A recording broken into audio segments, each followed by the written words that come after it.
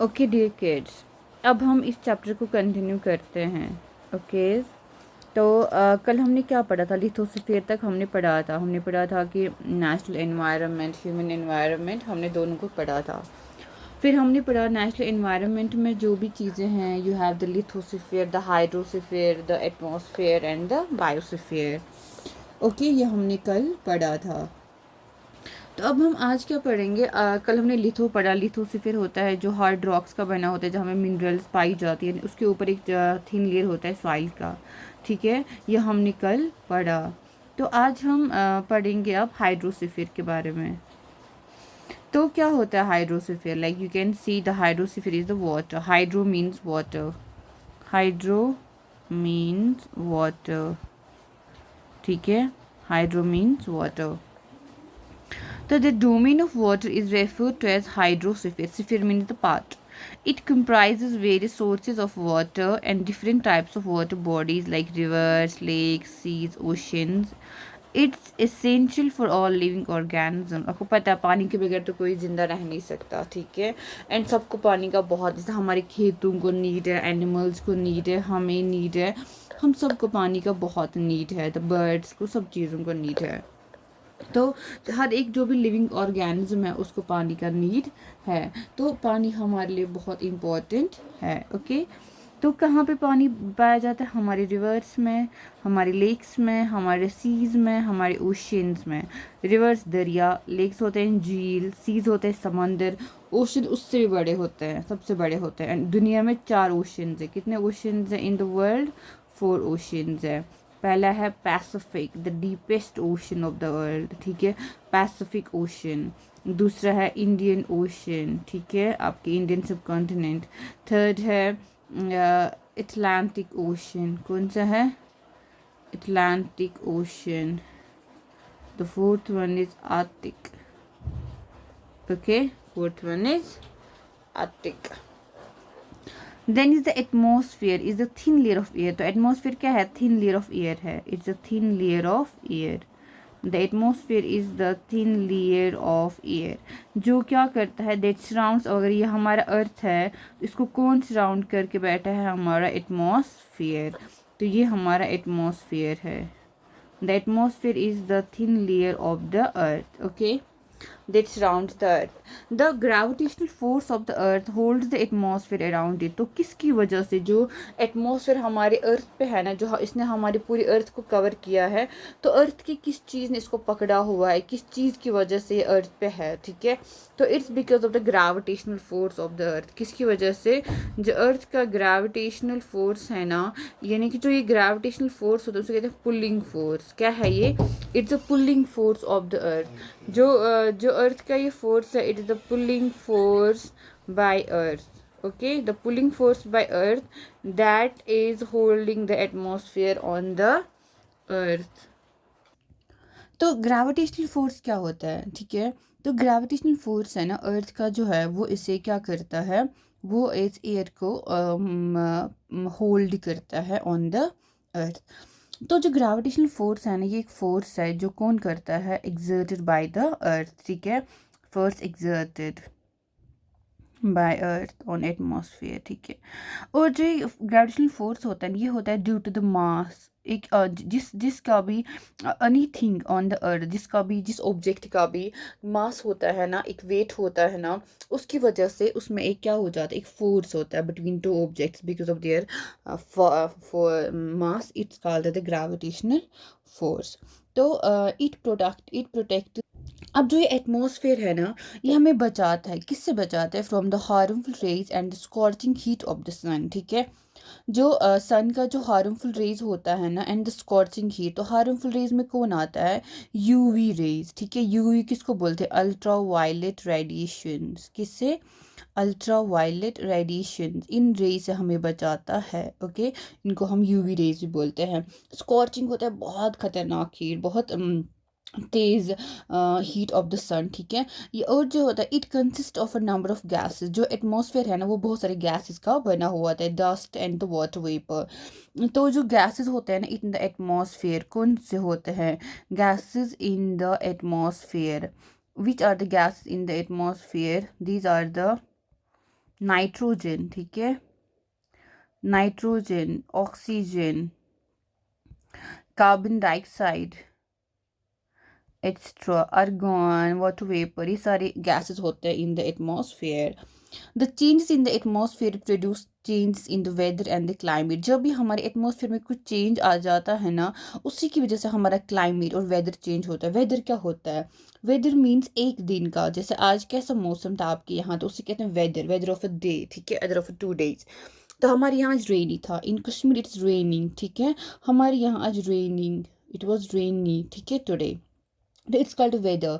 Climate, climate होता है that is for the months, ठीक है, टुगेदर फॉर द मंथ्स, कैसा मौसम है आपका फॉर मंथ्स, ठीक है, फॉर मंथ्स आपके यहाँ कैसे, जैसे समर है, समर हमें रहता है 4-5 months, ठीक है, तो हम कहते हैं इट्स समर। तो क्लाइमेट, ऐसा क्लाइमेट है, कैसा क्लाइमेट है आपके यहाँ, मेडिटेरेनियन क्लाइमेट है, ट्रॉपिकल क्लाइमेट है, ठीक है, तो उससे हम कहते हैं क्लाइमेट, ठीक है। तो क्लाइमेट होता है ना, it's for particular period of a time, and the weather is for a day और ऑन 2 days, ठीक है, फॉर 1 और 2 days क्या आ जाए वेदर उसको बोलते हैं। तो प्लांट एंड एनिमल किंगडम है ना, टुगेदर मेक द बायोस्फीयर। अब कौन बनाता है biosphere? Plant and the animal kingdom, जो सारे प्लांट्स मिलके एंड प्लस जो सारे एनिमल्स में, जिसमें ह्यूमंस भी एक टाइप ऑफ आ जाता है, ठीक है, और द लिविंग वर्ल्ड, यानी कि सारे लिविंग जो भी ऑन द अर्थ है, be the insects, reptiles, aquatic plants, animals, and the wild, the pet, the birds, any and the human beings, anything that is living, वो सब आता है बायोस्फीयर में। It's narrow zone of the earth. क्या है ये? अर्थ का बहुत नैरो जोन है, छोटा सा जोन है, जहाँ पे लैंड, वाटर, एयर इंटरेक्ट करते हैं। ऐसी जगह पूरी ऑन द अर्थ, पूरी अर्थ पे इतनी ऐसी जगह जहाँ पे लैंड भी हो, वाटर भी हो, एयर भी हो, ठीक है, and all these three interact with each other to support life. ये जब तीनों साथ में आ जाते हैं ना, किसको सपोर्ट करने के लिए? लाइफ को सपोर्ट करने के लिए, तो उससे हम क्या बोलते हैं? बायोस्फीयर। ओके, अब हमने पढ़ा सारा स्फीयर। एटमॉस्फेयर होता है air, hydro means water, litho means land, and biosphere means animal and plant kingdom, ठीक है, या जहाँ पे लैंड, वाटर, एयर इंटरेक्ट करते हैं विद ईच अदर, वो से सपोर्ट, ताकि वो लाइफ को सपोर्ट कर सके। Then comes the ecosystem. क्या कम्स? इकोसिस्टम। इकोसिस्टम क्या होता है?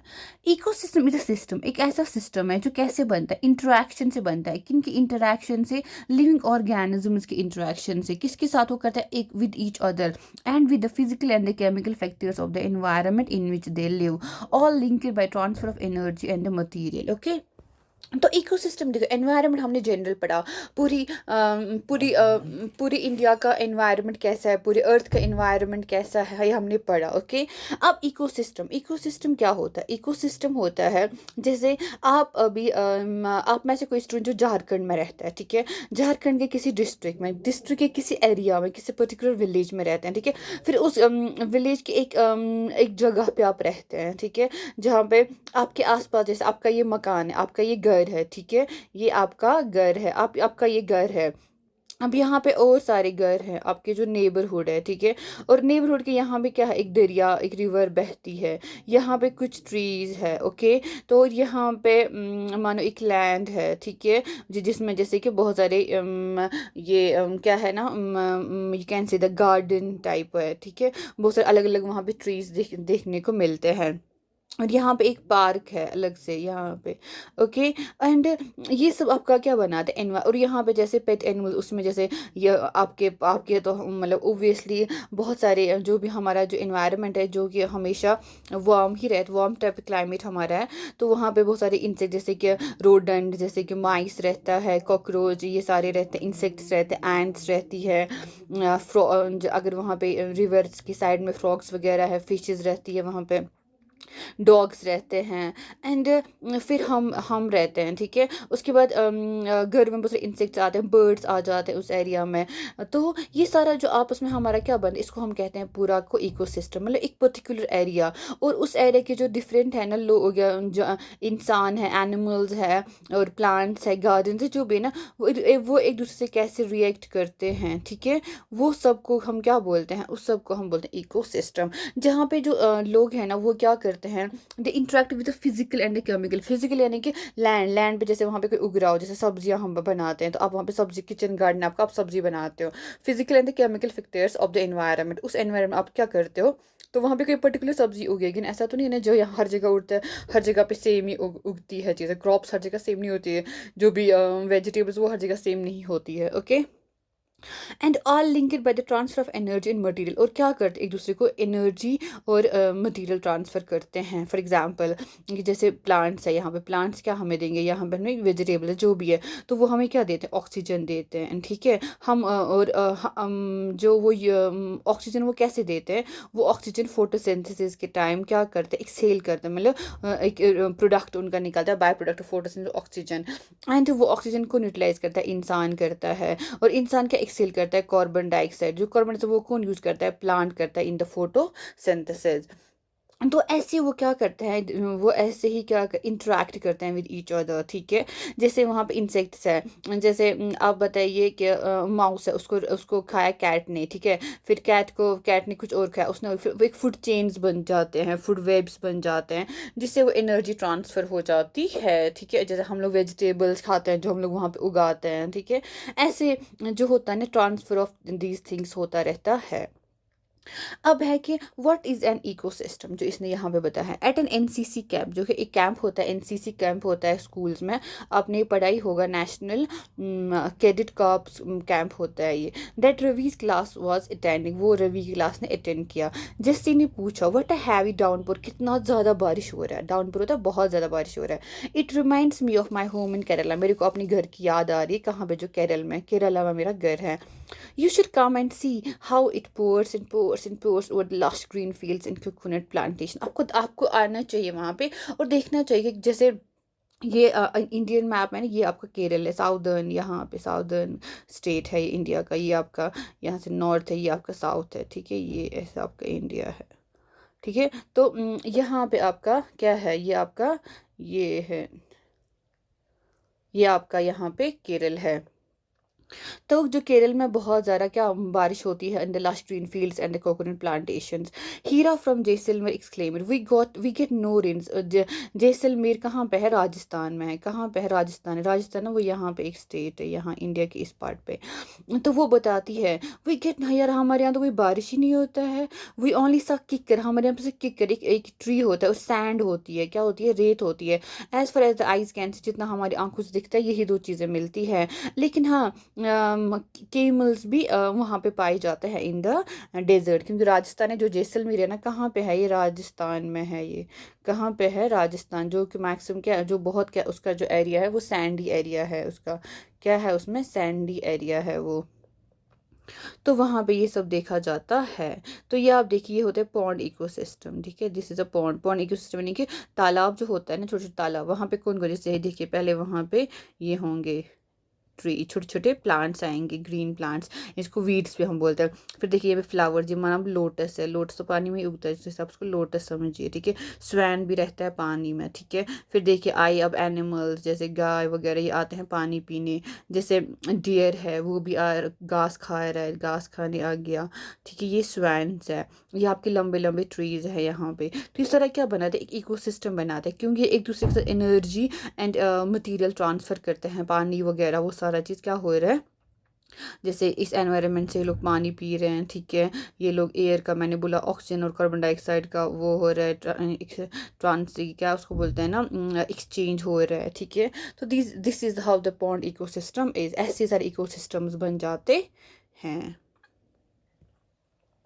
Okay, Heera says not this camels, वहाँ पर सिर्फ केमल्स नहीं है। अगर आप डेजर्ट देखोगे, एक रेगिस्तान सैंडी एरिया जो होता है, जहाँ पे सिर्फ ज़्यादा सैंड होता है, डेजर्ट एरिया जो होता है जहाँ पे कुछ उगता नहीं है ज़्यादा, आप वहाँ पे स्नेक्स भी देखोगे, लिजर्ड्स भी देखोगे, और बहुत सारे इंसेक्ट्स भी आपको डेजर्ट्स में मिलेंगे। यानी कि राजस्थान में आप केमल्स भी देख सकते हो, स्नेक्स, लिजर्ड्स भी, ये सैंड भी बहुत होता है, ये सब वहाँ पे देख सकते हो। रवि को हैरानी हुई, why do the animals, the vegetation and the way people live vary from place to place, ठीक है।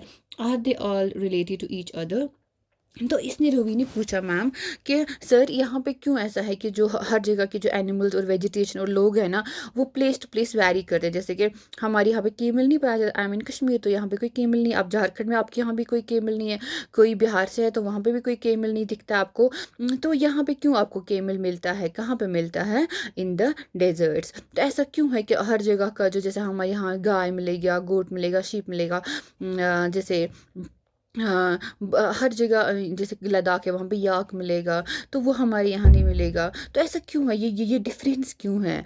तो टीचर ने बोला हाँ, क्या मतलब एक तो डिफरेंस भी होता है, दूसरा ना ये रिलेट भी होता है with each other very much. तो all plants animals and human beings है ना, they depend on their immediate surrounding. जैसे जो भी प्लांट्स एनिमल्स ह्यूमन बींग्स है ना, जब वो साथ में रहते हैं ना, वो एक दूसरे पे क्या करते हैं, डिपेंड करते हैं ऑन द इमीडिएट सराउंडिंग्स। जो जहाँ पे वो रहते हैं ना, जो उनकी सराउंडिंग में होता है ना, उस पे वो बहुत क्या करते हैं, डिपेंड करते हैं, ठीक है, निर्भर करते हैं। देर ऑल्सो इंटरडिपेंडेंट, ठीक है, देर इंटरडिपेंड, हमें भी उनकी ज़रूरत है, उनको भी हमारी ज़रूरत है। This relation between living organism as well as relation between the organism and surround is called an eco, इसको बोलते हैं इकोसिस्टम।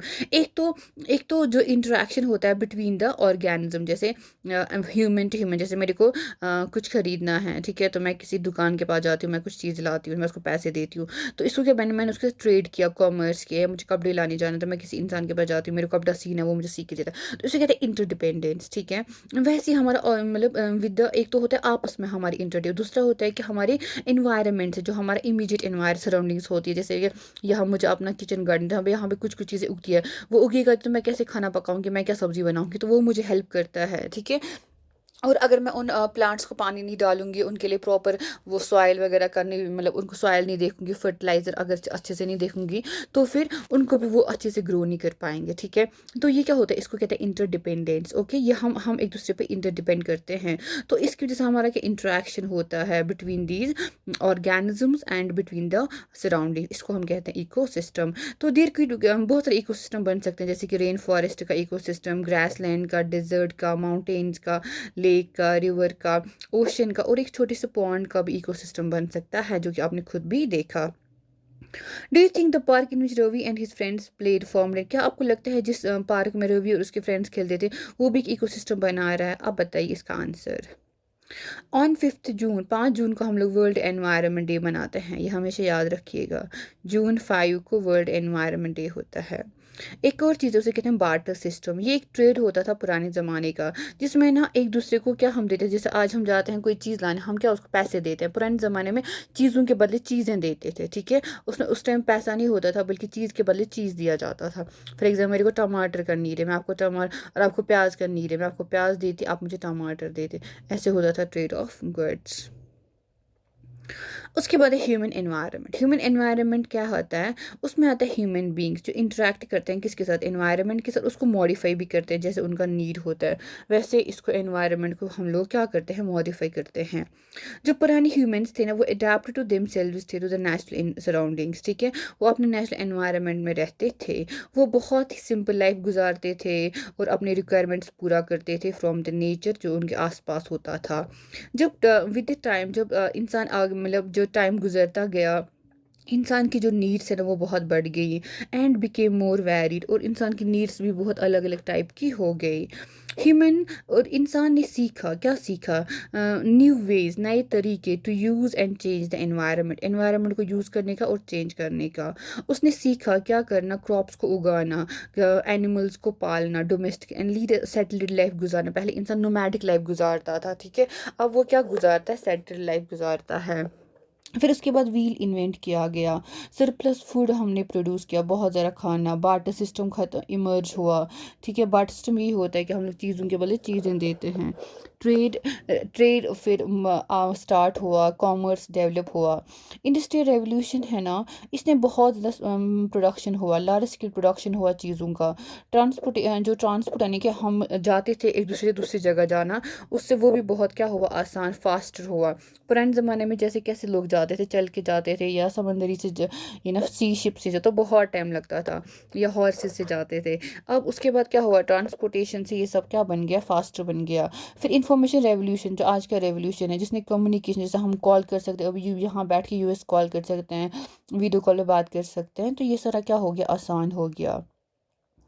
क्या आपने कभी सोचा है कि आपको क्यों पसंद है जूसी वाटरमेलन किस में समर में पीना और रोस्टेड पीनट्स का विंटर में खाना, ऐसा क्यों है? क्योंकि इंसान को एक परफेक्ट बैलेंस का ज़रूरत है नेचर और इन ह्यूमन एनवायरनमेंट के बीच में। जैसे अगर जब ठंड होता है ना, बहुत ज़्यादा ठंड होता है, तो हम क्या हर चीज़ गर्म गर्म चाहिए, हम लोगों को गर्म पानी, गर्म खाना, हर चीज़ गर्म गर्म करके चाहिए। लेकिन जब समर्स आते हैं, जब बहुत गर्मी होता है, हमें क्या जूस पीने का मन होता है, आइसक्रीम्स खाने का मन होता है, तो कस्टर्ड्स हम खाते हैं, ये सब हम करते हैं। लेकिन जब ऐसा क्यों होता है? क्योंकि उस टाइम जो हमारा होता है ना एनवायरनमेंट ऐसा ही हो, जैसे ठंड होती है तो हम लोग अकॉर्डिंगली बिहेव करते हैं, जब गर्मी होती है तो अकॉर्डिंगली हम लोग बिहेव करते हैं, क्योंकि उसका हम पे इम्पैक्ट हो जाता है।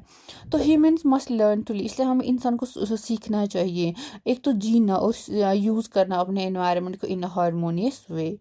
अब नूरी एक लड़की है, कहाँ से, मिजोरम से, कहाँ रवि की क्लास में, जो करती है बात लश ग्रीन, यानी कि बहुत घने घने ग्रीन सराउंडिंग्स की, घने घने जंगल, घने घने जो होते हैं ना ग्रीन ग्रीन ट्रीज, उसके यहाँ से बहुत दिखते हैं। तो जब उसने रवि को अपसेट दिखा, उसने बोला जब उसका उसने बोला अब मेरा प्ले ग्राउंड रहा नहीं, तो नूरी ने उसको इन्वाइट किया कि आप मेरे घर आ जाओ, मेरे होम स्टेट जो मिजोरम है, इस वकेशन में। तो रवि का जो टीचर है ना, उन्होंने सब स्टूडेंट्स को बोला कि आप अपना लैंडस्केप बनाए अपने घर का, और activities of the people and the places they visit during the holidays, और उन सारे लोगों का क्या कीजिए, वहाँ पे जो लोग एक्टिविटी काम करते हैं ना उसके बारे में लिखिए, और जहाँ पे आप जिन जगहों पे आप क्या घूमने गए हॉलीडेज में उन सब के बारे में लिखिए। अब आपके सबके घर में क्या होगा, दादा दादी होगा, किसी को नाना नानी होगा, किसी को अंकल्स आंट्स जो भी है ना, उन सब से आप बात कर लीजिए। क्या बात कीजिए मैं आपको बताती हूँ। ये आपके नेबरहुड में कोई भी होगा जो एल्डरली होगा, जो बूढ़े बूढ़े होंगे, दादा दादी, नाना नानी, चाचा चाची, जो भी सारे बंदे होंगे, उनसे आप बात कर लीजिए। तो क्या बात करनी है आपको, उनको बोलिए द ट्रीज इन हिज और हर नेबरहुड विजय। उनको बोलिए कि आपके ज़माने में कौन कौन से ट्रीज होते थे, ठीक है। उनको बोलो जब आप छोटे थे हमारी एज में, आप कौन सी इंडोर गेम्स, यानी कि वो गेम जो आपको घर से निकलना नहीं होता था, जो आप घर के अंदर खेलते थे, ऐसी कौन सी गेम्स थे और जो आप घर पे खेलते थे। उनको बोलिए कि आपको जब आप हमारी एज के थे तो आपके फेवरेट फ्रूट कौन सा था। फिर वो लोग कैसे अपने, जब जब बहुत गर्मी होती थी वो कैसे खुद को कंफर्टेबल करते थे, और जब बहुत ठंड होती थी फिर उस टाइम वो लोग क्या करते थे। तो फिर उन सारे आंसर्स को ना वॉल पे लिखिए, ठीक है, और बुलेटिन बोर्ड पे ये सबको लिख लीजिए ऑन द वॉल। ओके, ये एक्टिविटी आप ज़रूर कीजिए। इससे क्या होता है ना, आपको एक इंटरेक्शन करने का मौका मिलेगा अपने बड़ों से, ठीक है, अपने दादा दादी से, दादा दादी के साथ, ठीक है, या ग्रैंड पेरेंट्स जिसको बोलते हैं, या अपने जो आपके घर पे बड़े लोग हैं, अंकल्स हैं, आंट्स हैं, उन सब से आप बात कर लीजिए। तो इनको उन सबको ये पूछिए, उनको ये आप पूछिए, ओके, उनको आप ये सब पूछिए। ओके, तो इसी के साथ हमारा ये पूरा चैप्टर कंप्लीट हो जाता है, ठीक है। आपका जो ये चैप्टर था एनवायरनमेंट, ये पूरा चैप्टर कंप्लीट हो जाता है। तो इसमें हमने अब क्या पढ़ा, हमने एक तो पढ़ा एनवायरनमेंट किसको बोलते हैं, ठीक है, जो एनवायरनमेंट है ना उससे वो क्या होता है, हमने पढ़ा इकोसिस्टम क्या होता है, ठीक है। हमने पढ़ा नेचुरल एनवायरनमेंट, उसमें क्या क्या आता है, उसमें आता है लिथोस्फीयर, हाइड्रोस्फीयर, एटमॉस्फेयर, बायोस्फीयर, ठीक है। फिर हमने पढ़ा ह्यूमन एनवायरनमेंट, ह्यूमन एनवायरनमेंट इंसान ने क्या क्या किया, उसने बिल्डिंग्स बनाई, हॉस्पिटल्स बनाए, कॉलेजेस बनाए, उसने जो सारे जो काम किए ना, उसने मतलब जो भी एक्टिविटीज़ इंसान ने किए वो उसका एनवायरनमेंट बन गया। हमने पढ़ा इकोसिस्टम में कैसे हम लोग इंसान अपना इमीडिएट सराउंडिंग पे क्या होता है, इंटरडिपेंडेंट होता है।